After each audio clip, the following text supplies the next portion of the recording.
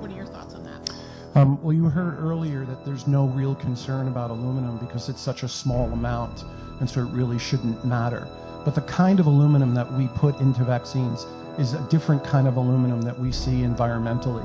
This is called a nanoparticle, and nanoparticles bind really tightly to the bacteria antigens, the virus antigens, the food protein antigens, and any other contaminants that are in the vaccines that we may not know about. And we know that the biochemical properties of nanoparticles is that they are capable of entering the brain. And so we have not evaluated the safety of the aluminum nanoparticle and its injection and where it goes when it gets into the body and whether it gets into the brain. Do vaccine ingredients belong in the brain? No. Do they get into the brain? No one has ever studied it. But animal studies using the same chemicals that are in vaccines that we give to children directly demonstrate that the vaccine ingredients do enter the brain.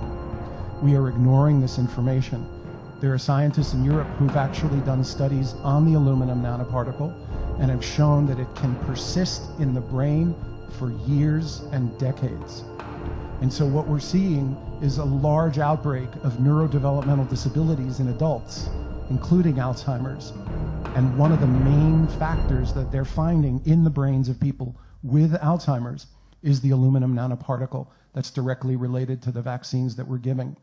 So we have never studied whether the aluminum that we're giving in vaccines gets into the brain, and we've never measured whether it stays in the brain and what it does if it does stay in the brain. But we do know that vaccines are supposed to cause inflammation in the body. But we have more than half of our children with chronic inflamed conditions.